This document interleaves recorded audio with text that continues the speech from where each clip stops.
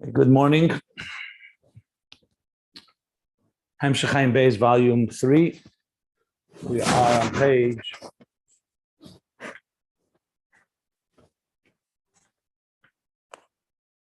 end of page 1330, where we concluded in the last class of the two aspects of the Rishimu. And I'm specifically don't want to translate Rishima as impression or trace, even though that's part of it, because it has much more to it. And generally, the Rishima consists of two things: the etzem nekudus Rishima, like the etzem letters, the very letters that God created, that originated before the tzimtzum, but then it was completely submerged and concealed within the Ur HaBligvul, and even the Ur HaGvul, when God envisioned existence. But the tzimtzum caused that Ur to recede and be concealed. So now the Oisi is submerged, but the Oisi is being that they don't have revelation yet without the Kav, they're just there, and that's the Rishima. Etzem Nekudus Rishima, what he calls Koyach HaGvul, the power of the finite, which originates in the power of the Helam Ha'atzmi of Ein Sof. And then there's the second aspect of the Rishima, that in these letters also are contained, also concealed, the Oir, the actual energy. It's not just letters that then you take letters and you put them together, and you create words that convey ideas. But the ideas already are in there as well, because remember, it's the same God that created the containers for a reason, also knew what he wants these containers to express, ultimately later in Ishtalshlus. So the idea, so to speak, the divine image, the divine envisioning of existence of the art is also embedded within these letters. And that, and he explained that's so it also includes essentially, like I said, a time capsule and impression, or essentially, basically, it has within it everything from the Ur, and he explained not just the level of the Ur as God relates to existence, the Ur legalis lezulase, which would be the artist thinking about the art that he's going to create, but also as the artist thinks about himself, as the Ur is what it means to him. And even deeper, even the Etzema Ur, that's even beyond revelation altogether. That's in the Etzema Nefesh. He said, Yesh Leimer, that you also have that level, and the Rishima also includes that level. And Lahamtigzeh, in order to sweeten the deal or to explain it better, he said that's based on the Zohar Harakia, because since the Rishima is a clay kibble, that's a container that contains in it all the air that will ever come out of it, everything that will later emerge is included in the Rishima, which, like we said, which also the Rishima also includes all the air from before the Tzimtzum. So everything that's biyachelis neshamas Israel, everything the capacity of souls of Israel to draw down, which includes etzem ha'er from Torah, which is higher than kaidem aleis haratzon. It's higher than the oir that legalis la'atzmei, which is the root of sever kalam, and definitely higher than the oir that's the root of mamala kalam, the oir that relates to existence. That even the etzem ha'er is also going to come down. Therefore, you have to say, Im kein gam khinazu is nichel ben nekudus harishim.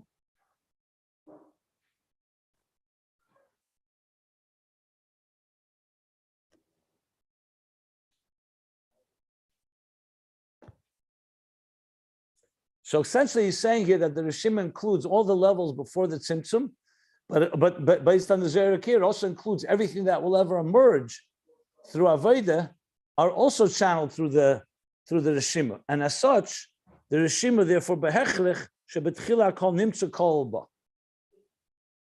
including that etzemer that will be drawn down through the Avodah. So in Cain, gam b'chinas madregas unichel b'nekudus harishima. So that's when he concludes at the end of the paragraph, in nekudus harishima atzma hakelelos hakel umegalos hakel ha'lemayla mekol hamadregas hanal. Then he goes back to the first point, that the very etzem nekudus harishima is even higher than all of this, because it comes from helam atzmi. So therefore, the Rishima has both two things: the Helam Atzmi, and it has the Oir, all the levels of the Oir, all concealed. And that's the two levels of avir. The avir that he said nitfas, that we can grasp. That's where the that's within it, because that's graspable ultimately. And then there's the helam asmi that's not graspable. So that's the avir, the dark, the avir which he called before cheshach be'etzem, that's fundamentally concealed or dark. And then there's avir yud, the yud within it in avir, that's the that's encompassed in it. So those are the two levels we addressed in the previous paragraph, that now we understand what they signify as far as we talk about the Rishim. Now I wanted to add, when you go back to the theme of the Rishim that the Rebbe Rashab spoke about earlier, it all began, if you recall, and I'll just want to sum it up because it's important for the whole context. It all began with a discussion after the long discussion of how we refine our containers. And I'm specifically using that word. We refine our containers through mutva, murgish, and muskul, which is essentially the maturity process, the maturation process from a child to an adult, is that we have Uris and Kalim, but in the early stages of our development, the Kalim the Uris are not fully developed. So primarily we're behavioral, reflexive, if you recall, mutva. Everything is very natural for a young child, just a natural behavioral, reflexive behavior. Then emotions begin to start developing, emotions that we're aware of, to the point that we even can sense them. There's that level of murgish. In Aveda, now the emotions are being somewhat controlled by the person, meaning it's not just a baby crying when it's hungry, which is a reflexive emotion, a behavioral emotion. It's an emotion that I say thank you, I express gratitude, I express love, kindness, and so on. And that continues to grow to the level of muskul, of seichel, the mind, the cognitive, beginning to shape and control that heart. Until bar mitzvah, bat mitzvah, a child is not responsible for their emotions. That's why we don't put on tefillin and other things, because we're not yet in fully control. But then moyach shalat ala alev comes into play, where your mind can control your emotions. You're expected to have discipline. Now, that doesn't happen automatically at 12, 13, it's process.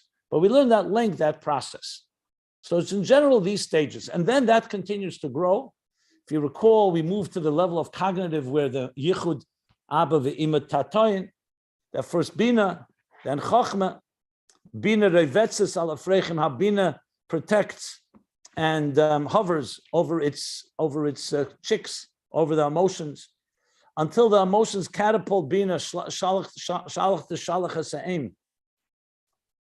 Like we learned, and bina elevates to chochma, to the levels of the cognitive where the divine is experienced, total transcendence that's above the subjective interests of the emotions.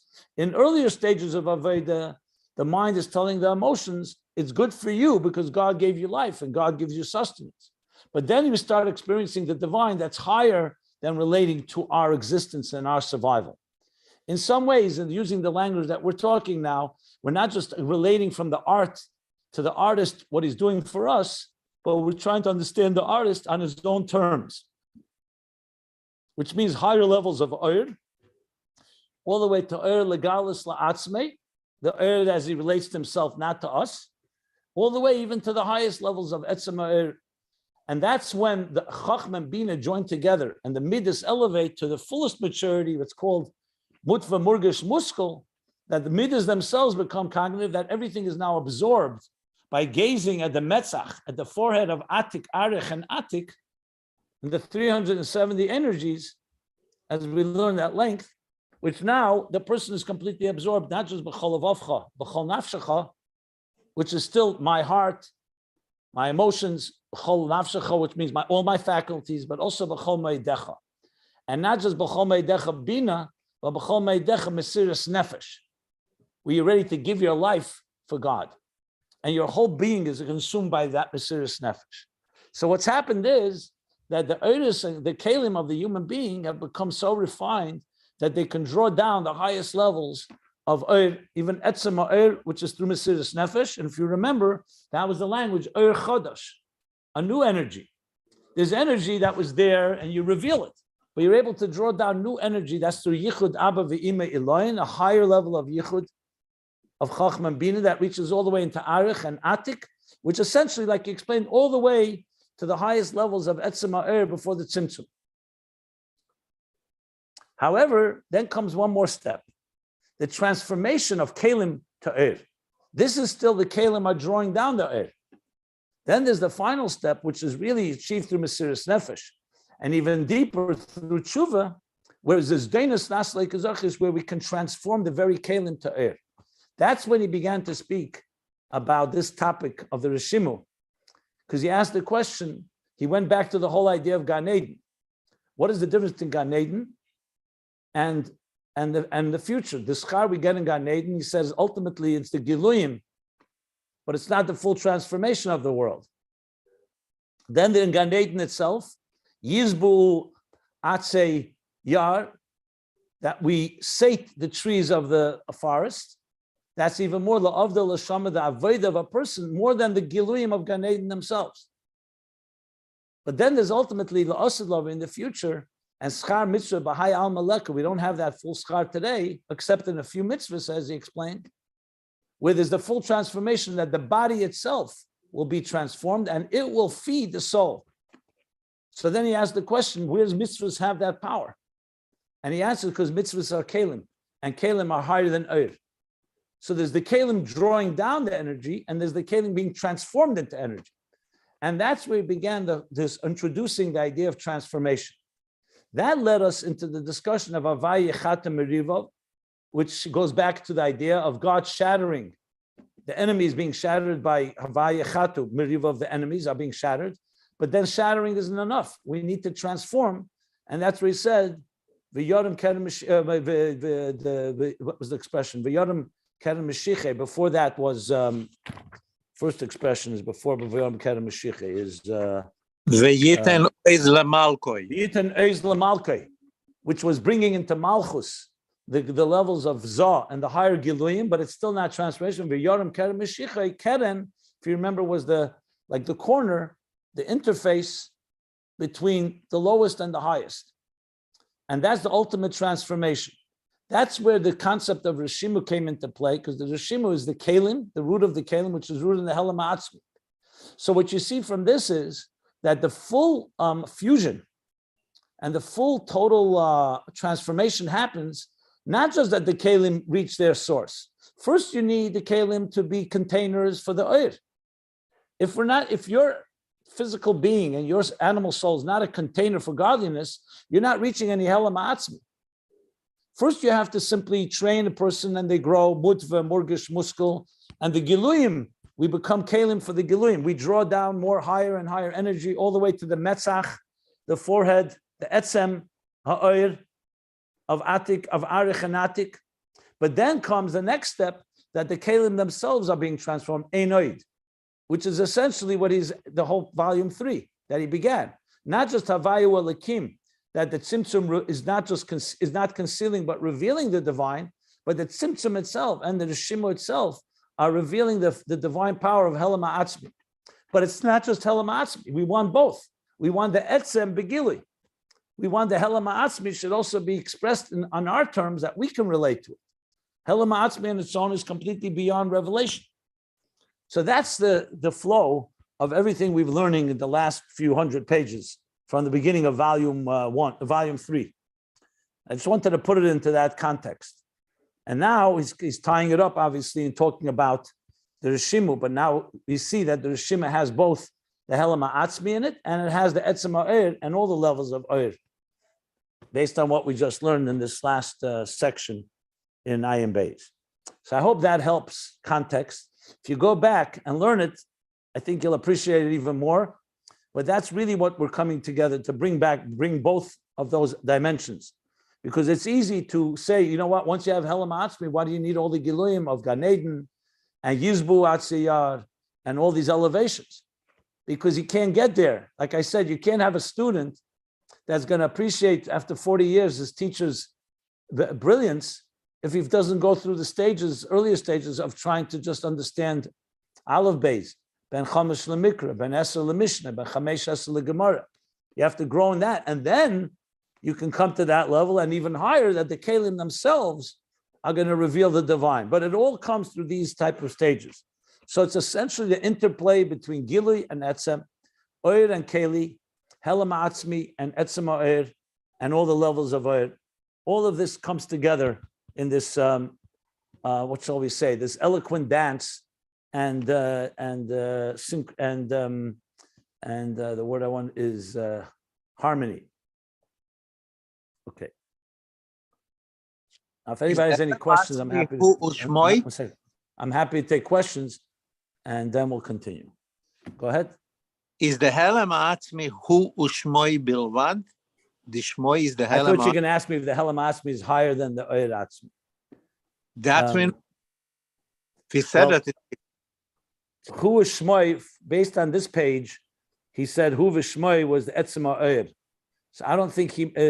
Let me see. Here he said. Let me see. Gam kol bam Etzem Oyer shein shal the Etzem Oyer shal ze'emer Hu V'Shmoi. In the middle of the page on 1330, he said it's the Etzem Oyer. I believe earlier he did say Shmoi Ha'atzmi is Helam Ha'atzmi, and we'll soon learn that as well.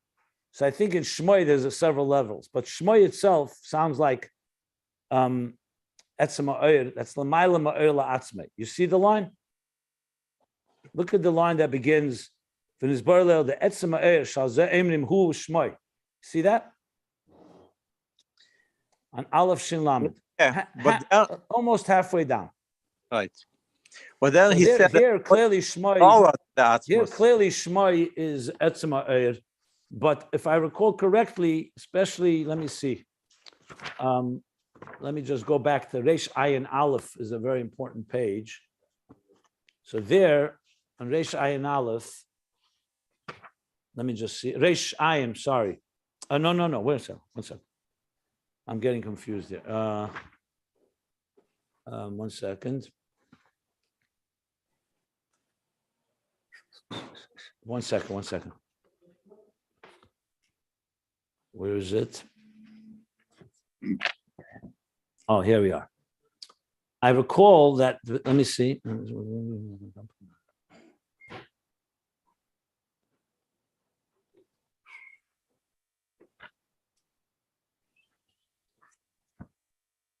Give me a moment. I'm just looking at all the places I wanted to see.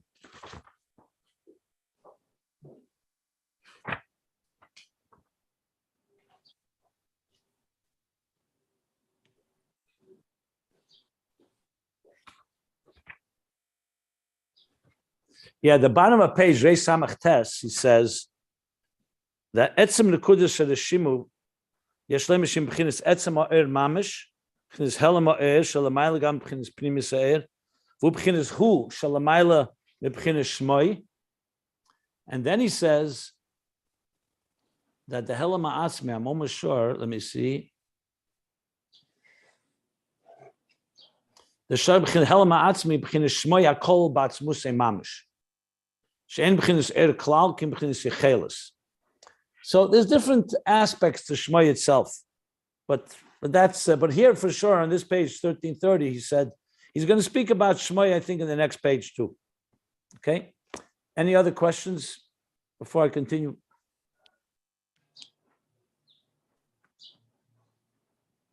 Okay, so now remember the last line we learned, and this is very important, is he's now going to explain what means Avir Yud, the Yud. What is this Yud? You know, till now we learned about the Yud, a few things. That Yud is a point, like in the bottom of page 1329, sorry. Nekuda Amtsois, like a Yud.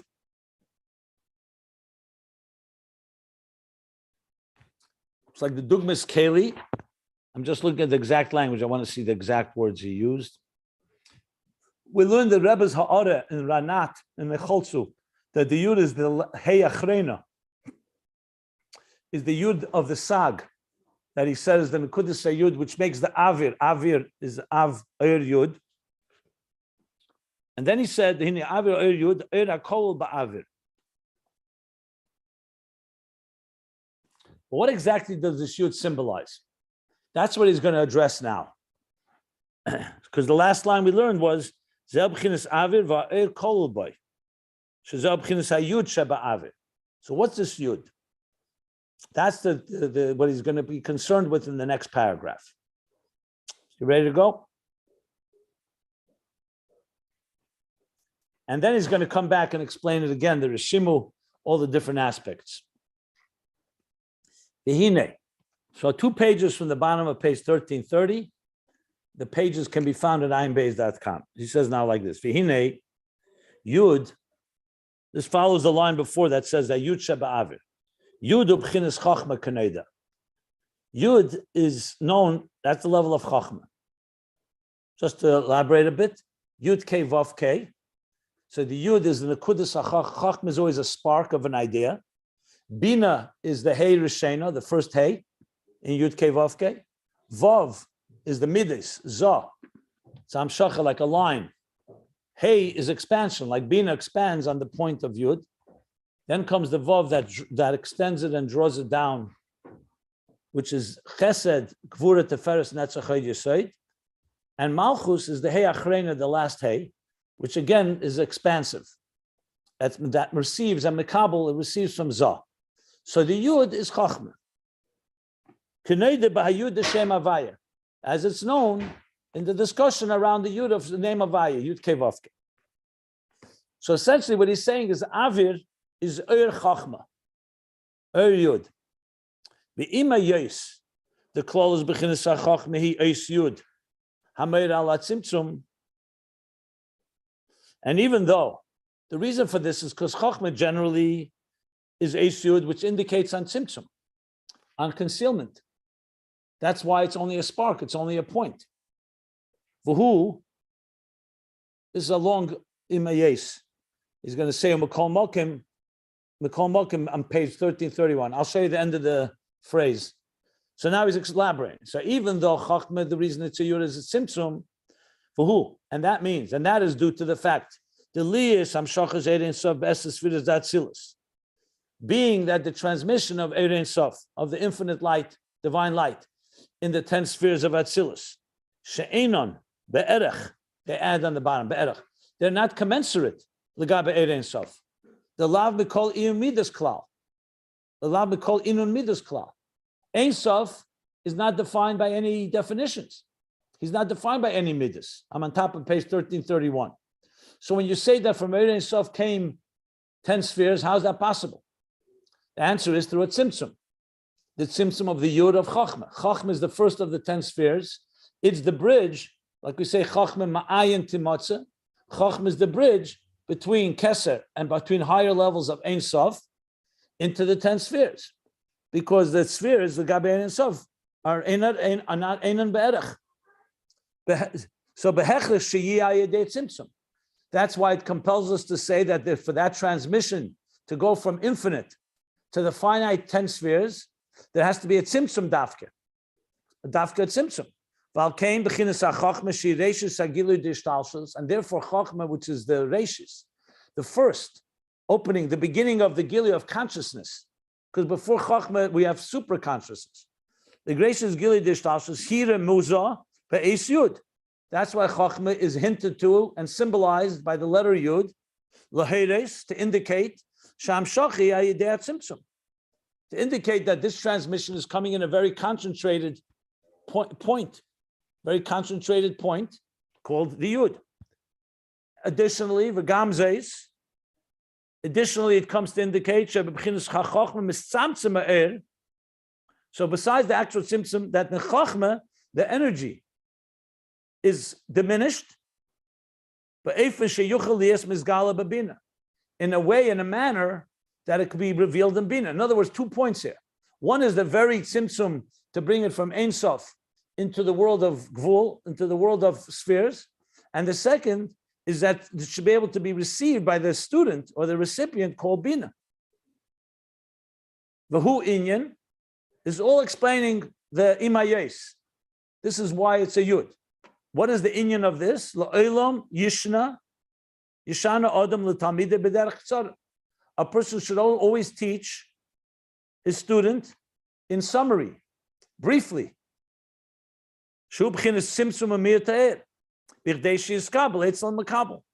That means in a diminished, in a concealed and diminished type of energy, in a way, that the recipient should be able to receive it.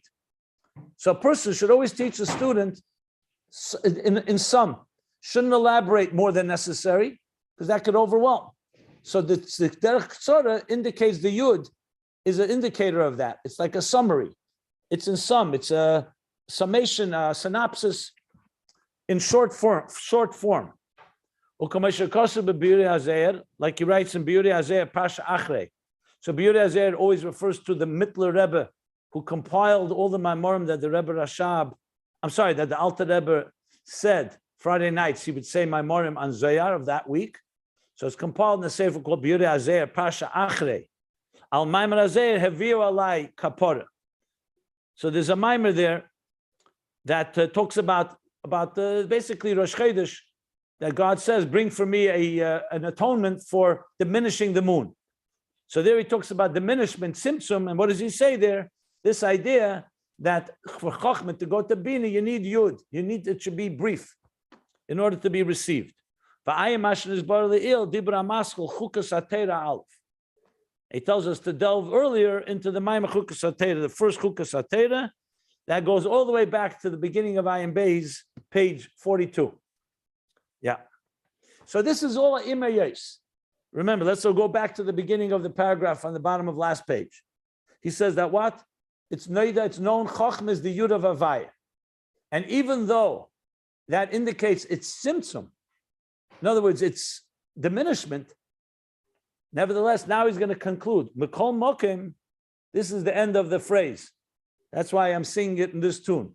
The Imayes, and even though the general Chochma of Yud indicates on Tzimtzum, as we just explained, 2 points in that. But Kol Mokim, nevertheless, Ikra Mitis Ayin Ayud. The true inyan, the true purpose of this Yud is not Tzimtzum. Hu b'chinas Pnimius HaChochma. It indicates on the inner dimension of Chochma, Shenirmezes Ba'is Ktana Mipnei She'ikreva Le'erein Sof. The reason it's indicated and hinted to in a letter Yud, which is a point in a letter, small letter, is not because of diminishment, but because it's close to Ein Sof.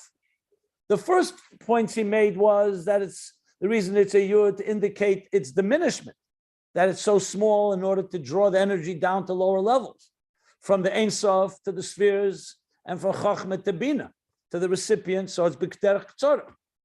Now he's saying the mitisin of the Yud it's a Ktana because of its bittul betachlis, like he's going to say, not due to its diminishment, but due to its being so close to the source. Well, ktana, and that's why it's just a yud, a small dot, a letter yud. She b'chinas a bittul betachlis the kula kamei kalachashiv, because it's in a state of utter nullification, utter sublimation, and utter bittul, because everything before it kula kamei kalachashiv. Everything before God is like nothing.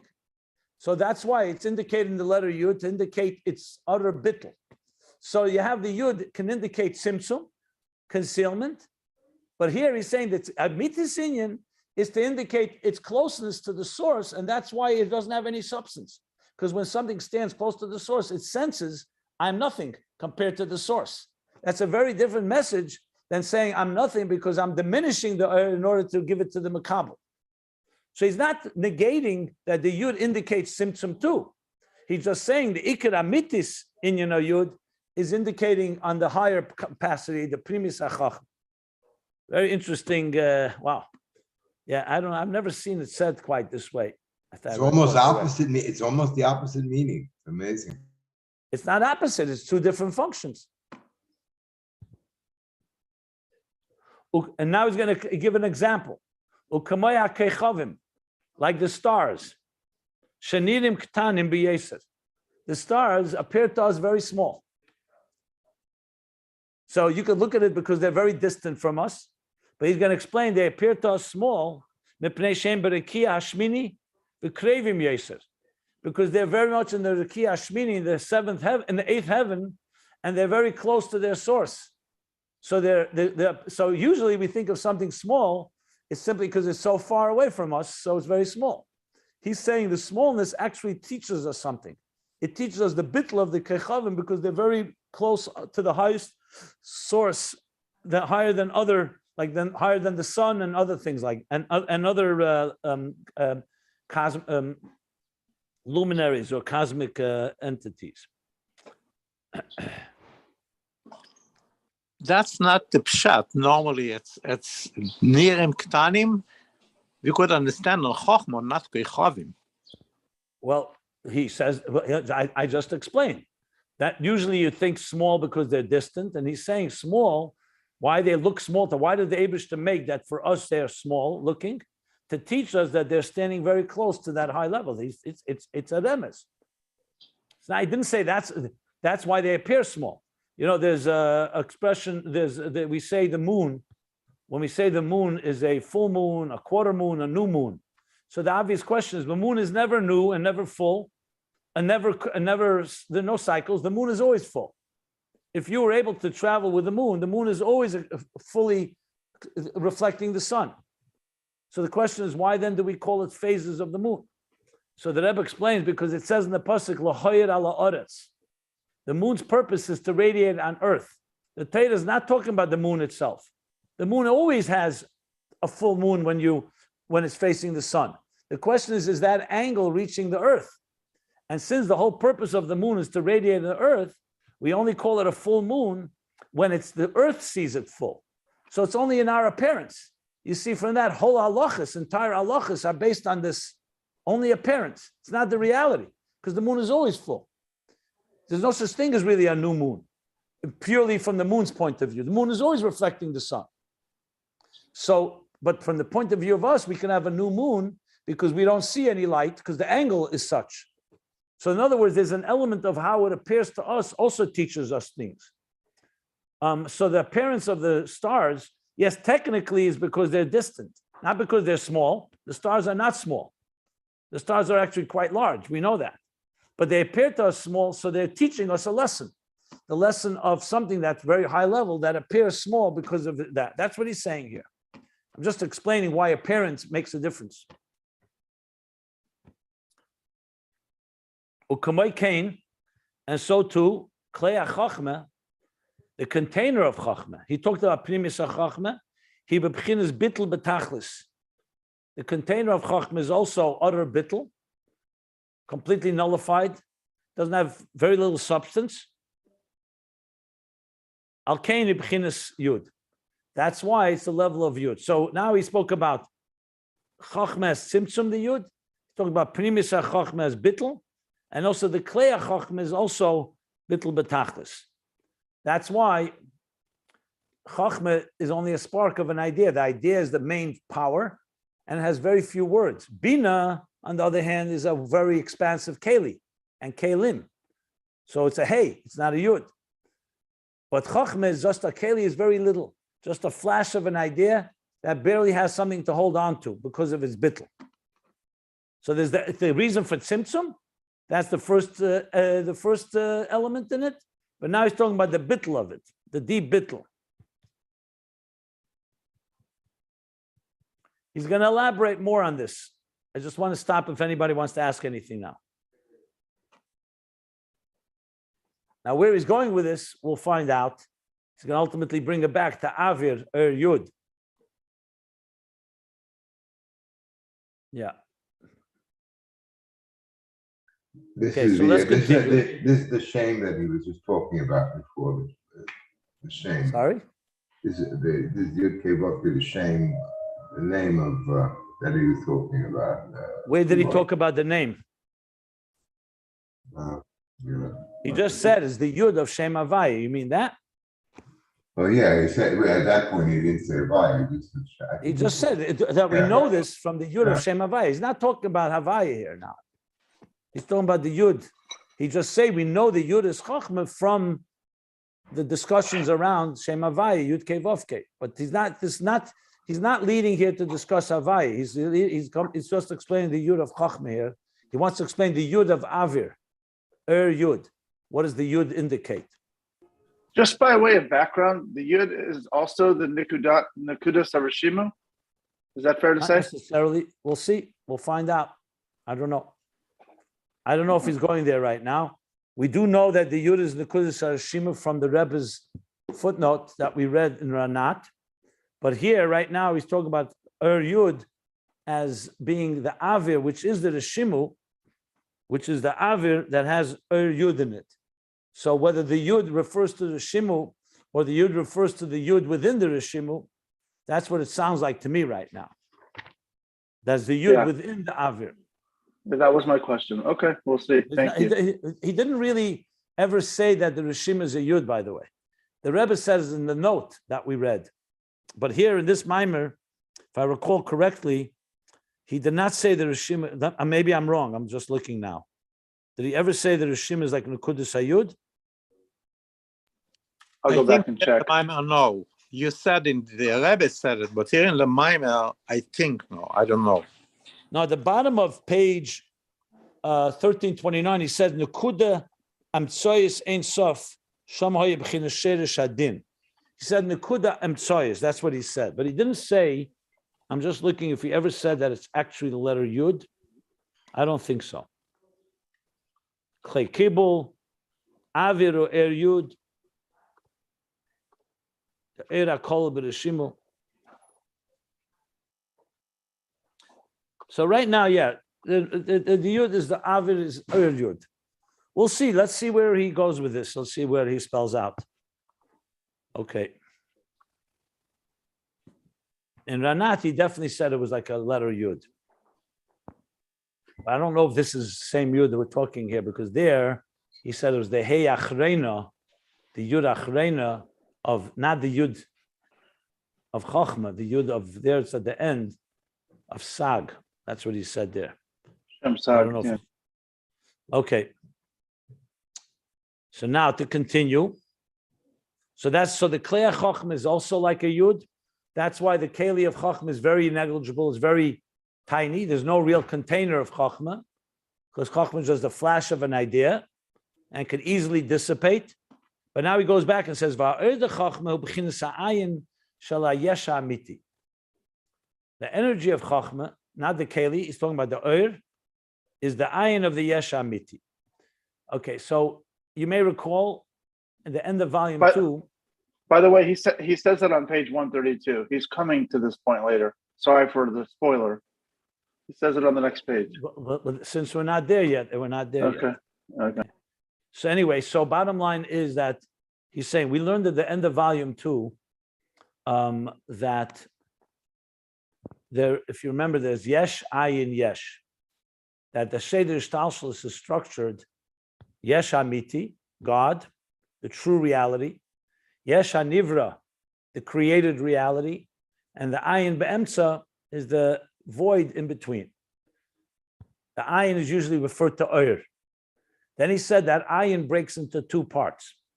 The Ayin of the Yesh Amiti and the Ayin of the Yesh Hanivra. And he discussed it at length.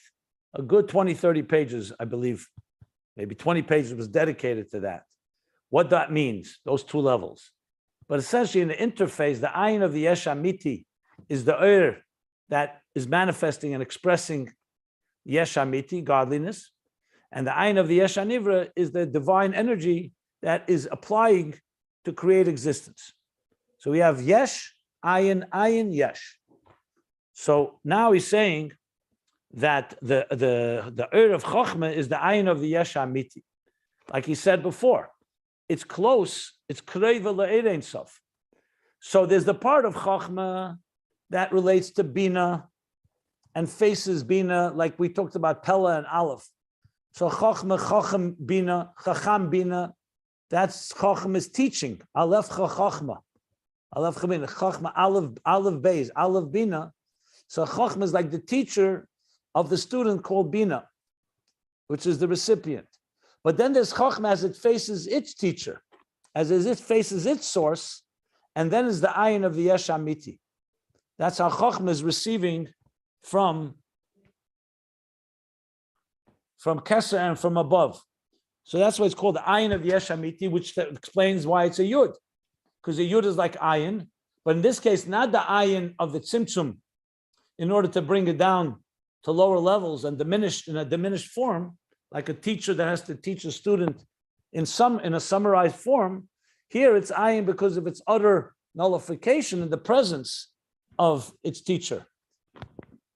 So it's the student looking to the teacher, the bittul of Chochma to what's higher than it, instead of Chochma as it turns to the student and summarizes and diminishes and conceals. So it's the Ayin of the Ayin of the Yesh Hamiti. Let me read, because let me say, I said many times, many people listen to this class now and later, and I've been hearing from quite a few that they are really can't continue to listen properly because. So I'd like to, let me pace it and I'll stop when there are questions, because I'm not just learning with one or two of you. We're learning it with many more people. So please, let's just respect that.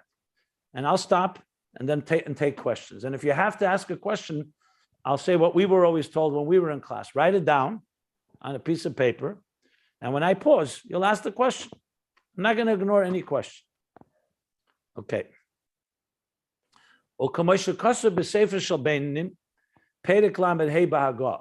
Okay, this is the famous Hagah in chapter 35 in Tanya, which I've cited many times. Ayin Beis brings it quite often. It's a key part of the interface. So what does he say there? He says that the Shamaiti Memori, the Alter Rebbe writes, I heard from my teacher, the Ein Sof Baruch Hu Echad HaEmes Shehu Levadehu Ve'ein Zolase V'zui Madregas HaChochma. That Ein Sof Baruch Hu. What is the feeling when you're the divine consciousness of the infinite light? What is its sense? Echadam is that he is the only emes, only him and nothing else. We live in a consciousness and existence where we exist, and perhaps we also allow room that maybe God also exists. There's even, unfortunately, a situation, Aniva Avsied, only me, I, and nothing else. Or you could say, I exist, but also I let God into my life once in a while. But the truth is, the consciousness of Ein Sof Baruch Hu is one. Echad HaEmes. Who Echad HaEmes? He's the only truth. Hu levadeh ve'ein zulase. Hu levadehu ve'ein zulase. He alone and nothing else. And where does that radiate? That feeling is in Chochma. Chochma, v'zui madregas Chochma. Chochma senses that. That's why Chochma doesn't have much substance. Not only because the flash of an idea, is because it's so much in the presence of this divine truth. So Chochma is completely bottled, like completely in awe and nullified in the presence of its master.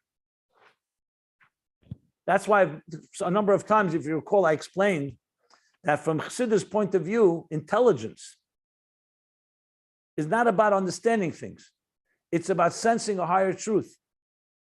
And Chochma captures that more than anything. Bina is that higher truth is coming and being integrated in our minds and our understanding. But the true role of wisdom is to be able to experience something greater than our own subjectivity.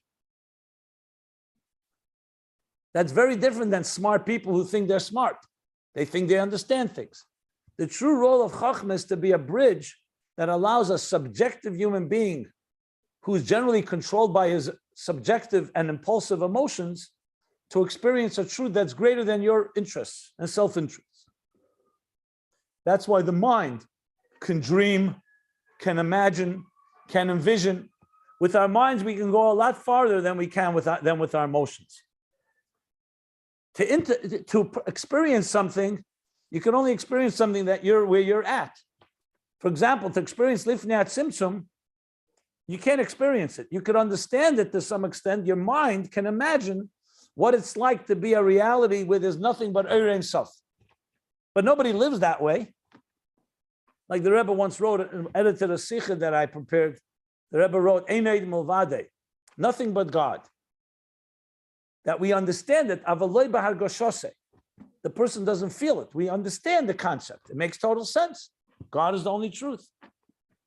Chochma has that consciousness. in consciousness, it senses that which is beyond, and that's why it's only an akudim. That's what he's saying here now.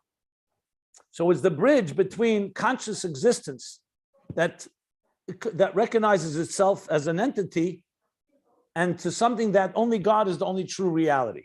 That's the role of Chochma, the bridge, the interface. That's Eira Chochma. Hu levadehu ve'ein zulase. So what's the keli of Chochma then? Remember, he mentioned the keli is also the yud. He says, "V'klei Chochma hu shemusig b'chinas habitl hazeh." The klei Chochma is that that this bitl is understood to some extent, not like bina, but it's something like that awareness, that higher consciousness is coming into some form of comprehension. Musig, like he says here. And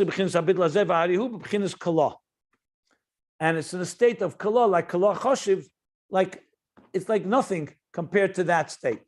So basically, he's saying that the Ur of Chochma is actually the ayin itself. In other words, that's that sense, and the keli that it becomes somewhat musig.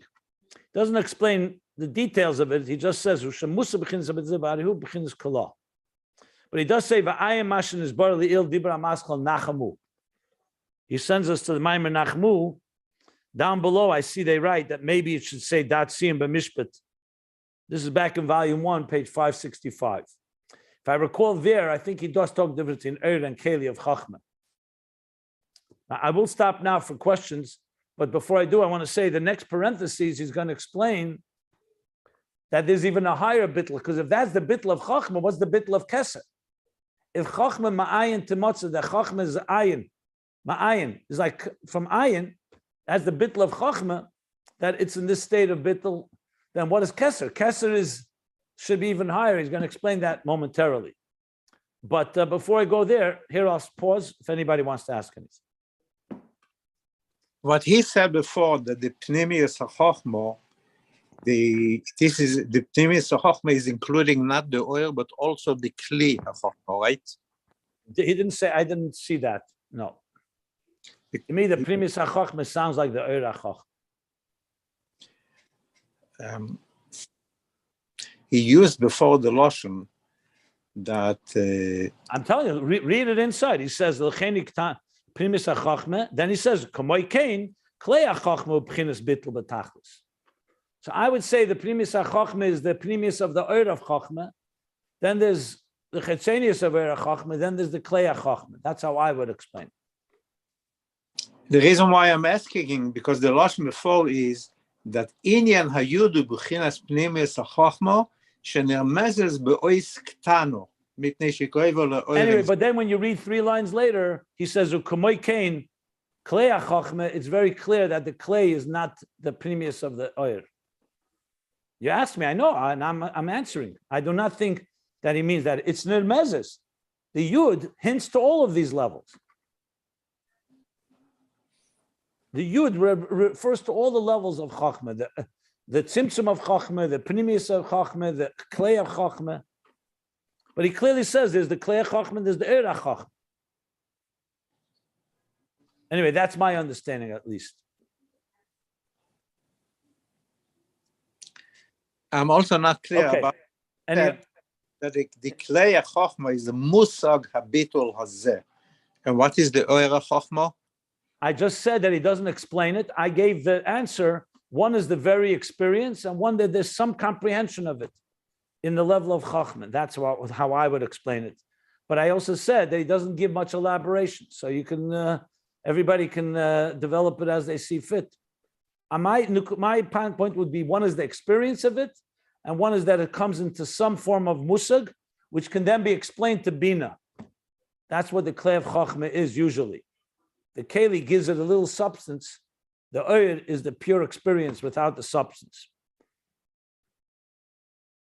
And then it could be explained to Bina, which comes into much more detail and so on. Okay. Are there any other questions? No. Okay. So now in the parentheses he adds, Ubekeser, if this is Chochma, what about Keser? Habitl hu b'bchinas efes. Chochma is the bittul of ayin. There's a higher level of bittul called ephes. So even though in Hebrew ayin means nothing and ephes means nothing, both mean zero, zilch, but there's two levels. And that's why keser is a nekuda that doesn't even have a shape at all. Chochma, the yud, there's at least a yud, there's a dot. In keser, there's no dot altogether.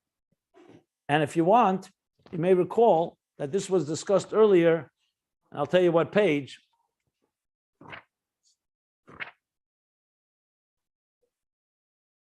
I hope some of you remember it without searching.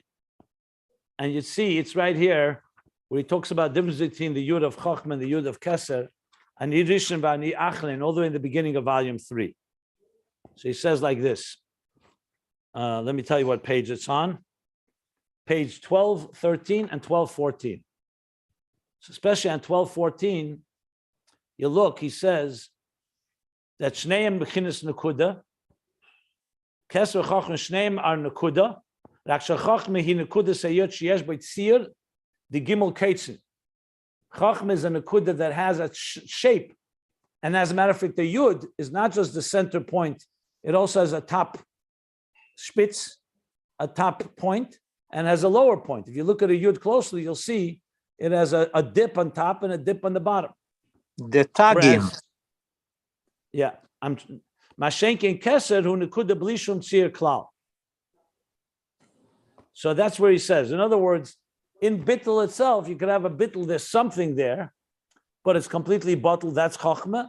And in keser, it's a state of ephes, doesn't have atzir altogether, which is not really the theme he wants to discuss here. He's just pointing it out in contrast to the yud of chochma. That was on page, what I just said, page 1214. That's why the ultimate interface is Kesser, right? But you need Chochma too, because it has to be integrated into our beings. Yeah.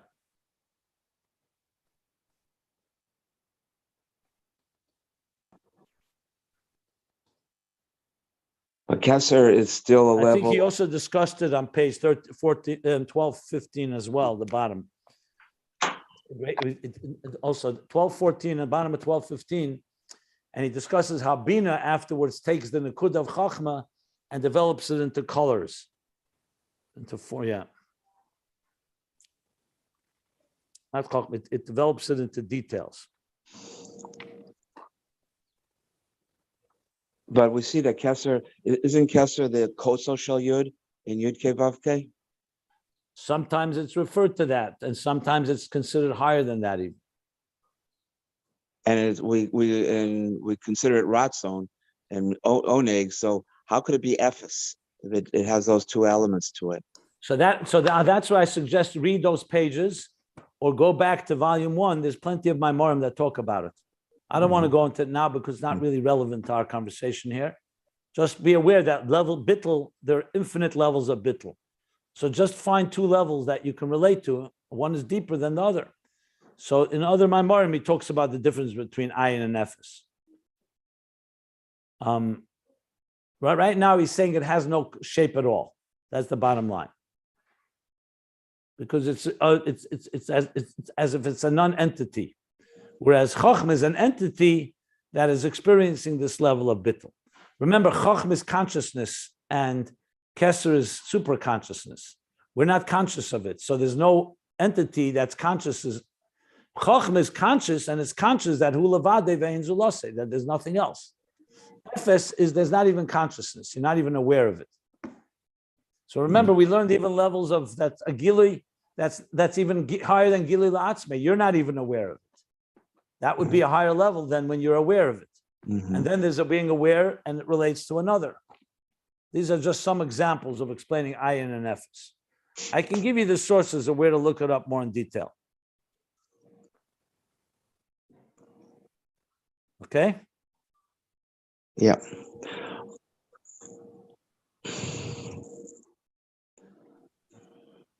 So let's read on. And the Rebbe Rashab is going to further develop this discussion about Yud. He says like this. Vaharamaz. That Ramaz is Moshe Zakuto. It's a great Kabbalist. It's quoted quite often in Chassidus. He's a student of the students of the Arizal. So Seif Pasha Kerach, his commentary is usually on the Zohar. So in the end of Pasha Kerach Kosav, he writes, the Hayut Shel Shem Havaya. They write in the bottom of the footnote that's missing the word Havaya. The Yud of Havaya, the name Havaya, Hu B'chinas Abba V'Ima Elohim. These are the higher levels of Chochma and Bina. So let me refresh our memories. Remember, there's Abba V'Ima Elohim, Abba V'Ima Tatoin. So Abba V'Ima is father and mother, Chochma and Bina. There's the higher level of Chochma and Bina, there's a lower level of Chochma and Bina. The basic difference is, to use a physical example, when the father and mother are taking care of their children, that means the midas of Zah, that's called Abba V'Ima Tatoin. That's when they're training, educating, refining the emotions. When the Abba V'Ima are facing each other and they're together, especially intimately, they are then not just using their outer dimensions to relate to their children. They're now revealing their deeper dimensions, and they're actually connecting, like we spoke about, gazing at the forehead of Arich and Atik. The difference, like I said before, similar to whether the teacher is looking to students or is the teacher turning to his teacher. So it's a very different experience. So the Ramaz is saying that the Yud of Shem Havaya refers to the higher level of Abba Ve'ima Elohim. And he says, what's the difference between Chochma and Bina, Abba and Ima? Abba is Etzem HaYud. The very Yud itself is Abba, is Chochma. The Ima Hamili Shel HaYud. Remember, every letter can be spelled out like Yud is Yud Vav Daled. So besides the very letter looks like a dot, when you spell it out, when you pronounce it, you say Yud, Yud Vav Daled. So the Milui in Kabbalah refers to the Giluyim that are in the Yud, but they're not revealed in the image, but they are revealed when you express it. That's essentially where the whole Shema Ban Sag Ab comes from. It's the Milui of Yud Ke Vav Ke, different ways that that add up to 45 or 52 or 63 or 72. So that's the Milui. So he says the Milui of the Yud is Bina, Ima. V'Abba v'Imi Elohim, says the Rebbe Rashab, Hainu b'chinas primius Chochma Bina. The higher level of father and mother here, Abba v'Imi Elohim, is primius of Chochma Bina. V'Im Kain, so based on this, Etzem HaYud u'b'chinas atzmis HaChochma, when you say that very Yud itself is the core of Chochma, is the core of Chochma. Okay. So I think this just strengthens the case that he made earlier, that the Yud, even though it indicates on the Tzimtzum, the concealment and the diminishment of the energy to go to Bina, or to go to the spheres and to Bina, but you see now that the atzmis of the Yud, according to the Ramaz, is talking about Chochma Elohim, Abba V'Im Elohim, and therefore atzmis of Chochma. Whereas Bina would be more the hispashtus of Chochma. But his main focus here is Chochma. He wants to talk about the Yud. Okay, good. Okay, we continue. He's bringing a lot of, this is done already earlier. If you remember when he spoke about Avir, you see the Rebbe Rashab goes through all the sources. So from time to time, Ayin Beis can get a little technical, if you wish. As he's bringing sources, then he's going to explain them all. But clearly the Rebbe Rashab is bringing together the sugya of the letter Yud here. Now he's going to continue and explain yet another dimension to this. So things are going to get more complicated before they get clear. Because remember, we're talking here everything Avir Yud. Avir is Yud. We have to talk about what is this Yud. Now remember, the Rishimo is not The Rishimo is Helam. Even the that's encompassed in it is in a state of Helam. Real is either Ein Sof before the Tzimtzum or the Kav. So now he's going to introduce the Kav into the picture. That the Kav too identifies with the Yud. But this is where the Rebbe Rashab, and I'll just to make it a little easier to understand, is going to show where Gilui meets Helam. Because at the end of the day, as I said a number of times, and I'll emphasize it even more, if you really learn Ayin Beis properly, especially this last third volume, but even earlier, it ends up being that you want to have a full joining of Gilui and Helam. That the deepest levels of Elikuz that are defy revelation should be revealed. Or to use poetic terms, to express the inexpressible. Helam Ha'atzmi is inexpressible. That's why it's such a high level. Oyer is expressible. So you could say, like I mentioned a number of times, that you could only connect, someone could argue, I can only connect to God as he expresses himself. Who says I can connect to the inexpressible God that's beyond us? But Chassidus doesn't want that. Chassidus wants to say that we can be complete, we can join in a total achdus and unity where the inexpressible becomes expressible, where the Helam Ha'atzmi will become Gili, and the Gili can experience Helam Ha'atzmi. So in a way, the Rishimu is going to be the interface between those two realities. Because on one hand, it's concealed and rooted. Like we said, the Etzem Nekudas Rishimu is rooted in Helam Ha'atzmi, but it also encompasses within it all the levels of Ur that will be revealed in the process as the Kav activates it, and ultimately through Avodah, we draw upon it, and we're able to bring it into reality. So essentially, let's talk about relationship, for example. Let's say you have your best friend or your spouse. So we all know, as deep as you can have a relationship with someone, there's some things that can never be spoken about. Not because it's a secret, because there are no words. We all have a certain etzem that really remains beyond words. And yet, based on Chassidus, you can even connect to that. And the challenge is, how do you bring Begilui, something that's beyond Gilui?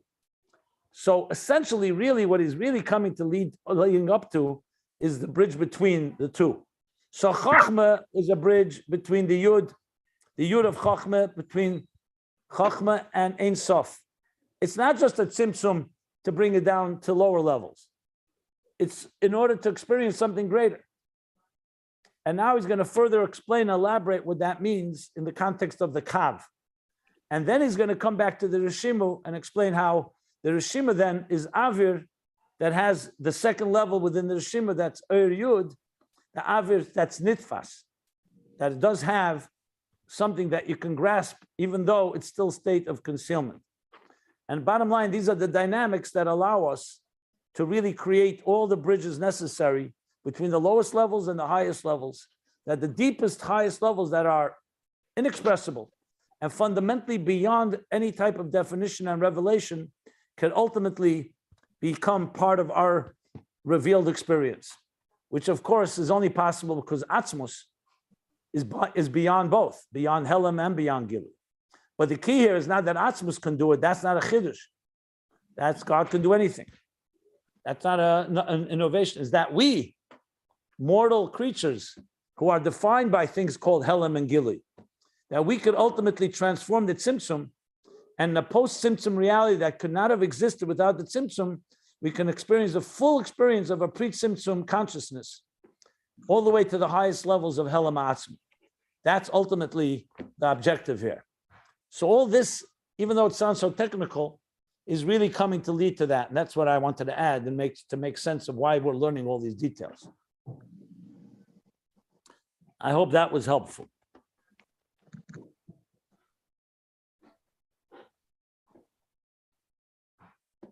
I'm just thinking whether we should stop here or should we continue?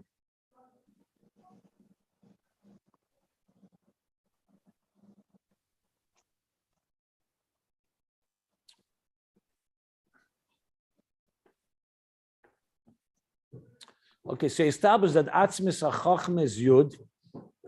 Now he's going to start. It's not a new topic, but he's just going to enter in the world. I'll read a few lines at least. So it says like this now. V'hinei.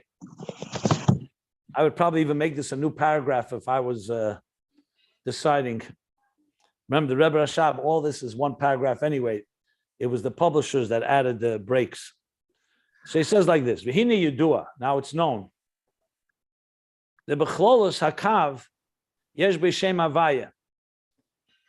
That the Kav also has in it Shem Havaya.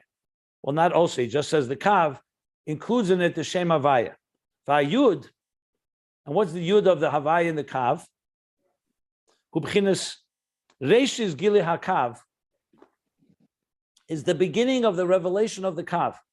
When the Kav began to emerge from the Igul HaGadol, from the Eir Ein Sof before the Tzimtzum. So there's a level called Reishis Gili HaKav, the beginning of its emanation, the beginning of its revelation. Shalamayla Adayin Mislapshusam B'Bchinas Ak. It's still higher than the first place that the Kav will begin to create will be Ak. The language of the Eitz Chaim goes like this, that after the Tzimtzum, and now we know there's also a Rishimu, comes a Kav Kotzer V'Dak, short and narrow, Kav V'Chut, like a line or a stream, or like a laser beam. And it says, Chayzer Mesagel, it continues and makes a circle, and then it continues and makes another circle. And that is the creation of Adam Kadmon. But the Reishis HaKav is that point where it's after Tzimtzum, but it's not yet created any existence yet, any reality. So it's a level, and that's called the Yud, because not a Kav yet. It's like when you want to draw a line, you have to start always with one point. You can't draw a line if you don't make a point. So the point that begins your line is called Reishis HaKav. And that's the Yud within the Kav, before it becomes the world of Ak, before it manifests in the world of Ak. The Adam Kadmon, who machshava gduma kol shtalshus. Adam Kadmon, the primordial man, that world, as we've learned at length as well, much earlier in Ayin Beis, is the primordial thought. This is after the Tzimtzum.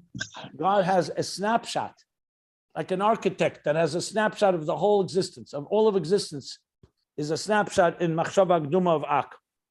Al kol shtalshus, on the entire cosmic order. Harizeh, the Akum machshava gduma al kol harizeh b'chinas hey v'sheina. That's already the first hey, because it's the full map of the entire Seder Shtalshus. So that's the first hey.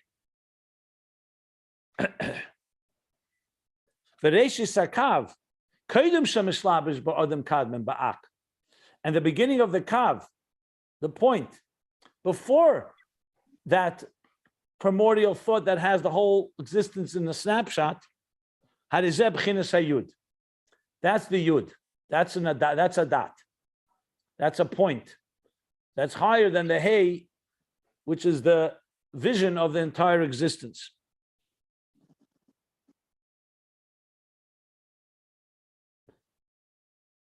I'm going to read till the line Va'abachaye, because this is all, everything is interconnected here, and we're in the middle of the topic, but I'll try to at least cover a piece of it. This Eitz Chaim is quoted very often in Chassidus. You may have heard of it. Shar Shviras HaKelim Perek Hey, in the section, the gate called Shviras HaKelim, chapter 5. Ule'ele megulgalta delay, and above the skull of Ak. Remember, everything is structured like a human being. So there's Chabad, Chagas, Nehi. Then there's the skull and the crown, the Keser. So it says above the skull of delay of Ak, Yesh Bei Dugmas B'chinas Atik D'Atzilus. There's also a level that's similar to the Atik that's above the skull of Atzilus. Because remember, there's Atzilus, there's Chochma, that's here, the mind. Then there's the skull. Upon the skull is Keser, and Keser has an Atik in it. The higher level of Keser is Atik. So the Eitz Chaim is machadish that there's something similar to Atik and Atzilus. There's an Atik, which is this is Reishis Hakav. What he's going to say here, Shezehu l'Reishis Gili Hakav. That's the beginning of the Rebbe. That's the Yud. So it's like Atik of above Ak. It's after the Tzimtzum, but it's basically where the Kav interfaces between that which is higher and that which is lower, like Chochma does, the Yud of Chochma.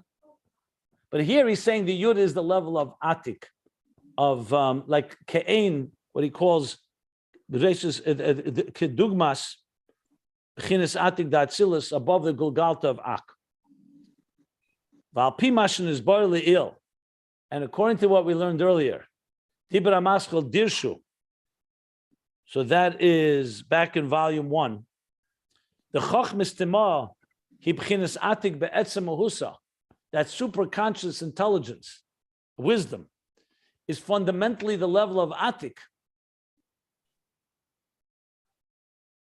V'im Kain, Yeshlemer, and so based on that, we can say the Chochma Shebechinas Yud, that Chochma, which is the level of Yud, like we've been discussing, Atzmis Chochma, Yeshlemer, the Besharsha, Zeo Bechinas Reishis Gili Hakav. So now he's connected the Chochma of the Yud that we talked about till now, Atzmis HaChochma, like he said, from the Ramaz, the Primis of Chochma, Atzmis is what? That is rooted in the Reishis HaKav that's higher than Ak, the Yud of the Kav. So the Yud of core Chochma, based on what we learned that Chochma Stima is like Atik, so the root of Chochma Geluya is Chochma Stima, so the Atzmis of Chochma is really Chochma Stima, which is really a manifestation of Atik. That is rooted in the Atik that is above Ak, the Reishis HaKav. So the two Yuds, one is rooted in the one and above it. That's their similarity. That's what he established right now. So Chochma is connected to the Yud of the Kav, of the Reishis HaKav. Now we still need to understand how does that fit to Avir or Yud with the Rishimu, but that's going to come later. There's more to be built up. I'm going to stop here simply because there's so many details. We have to stop somewhere. And we'll continue. But that's what he said, Gili Aresh Gil HaKav. And then, let's see here. Yeah. It will come back together.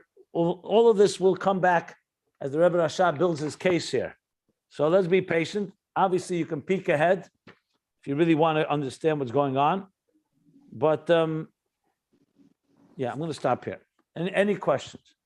According to this, before he said that Keser is a Bittul b'chinas Efes, how would you connect it here? Yes. That the Chochma is Atik, Reishis Gilui Hakav, this is Keser. So there is something which is called Keser. No, not Keser. What are you asking? My question is, before he said that the Keser, the Bittul is b'chinas Efes, in Ayin et Chochma. Now he's saying that Reishis Gilui Hakav, this is the Inyan for Chochma Atzmis, this is Atik. So there is something here which is also Keser or not?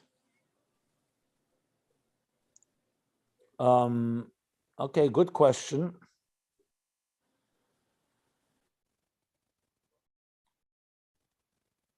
I mean, you could either say that maybe Atzmis HaChochma has an element also of Efes in it, even though Keser is not Chochma, but Chochma has, especially Chochma Stima. I would just say there's different levels here. That would be my response. There's even Atzmis HaChochma, let's say, is connected to Chochma Stima, which is level of Atik that has an element of Efes. I would say there's a level of Ayin in Chochma, there's a level of Efes in Chochma. He's not really breaking it down here in detail. I would actually also wait to see where this is going. He may give us more information. I'm just looking quickly. But everything is relative. So I see in the next page, he does talk about Pnimis Abba, Pnimis Atik.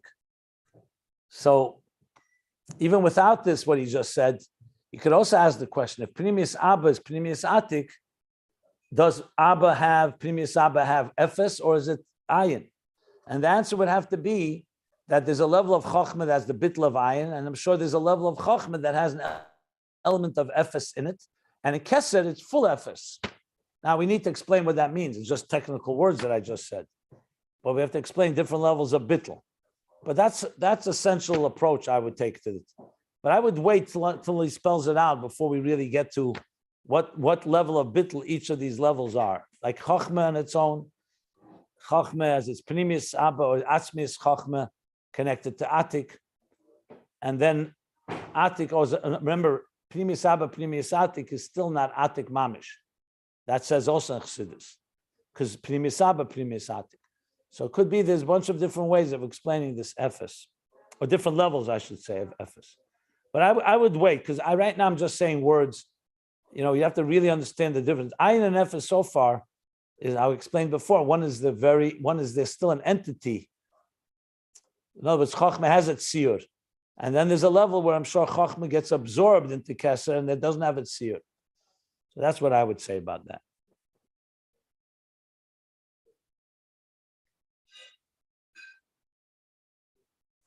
My sense is it's going to be understood when we learn the next few pages, as he finishes the whole topic of Avir, Yud, because also the Shima is even higher than all of this. It's higher than the Kav. And how does the Avir work there? How does Yud work there? We'll see. I think it'll become clear. Are there any other questions?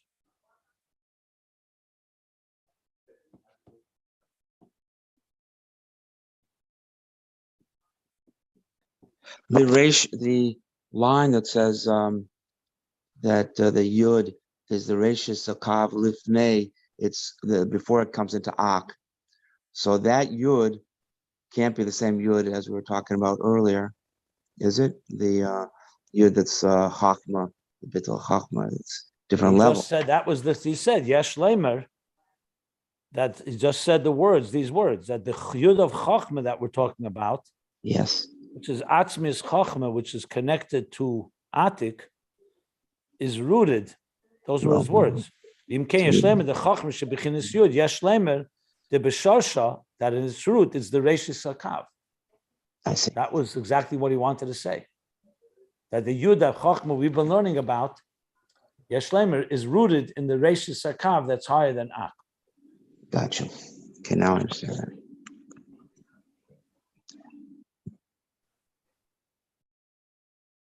Okay. Plot thickens. So let's sign off here. As I mentioned, that tomorrow and Tuesday, I'm just traveling. I don't like to leave this hanging either. I'd love to continue. So the next class will be Wednesday. But that doesn't stop you from learning it and reviewing it. And I hope you do. But we'll get there. So I'm going to stop right now. Where are we? We're on page 1331, middle of the page, a little more down, around halfway down.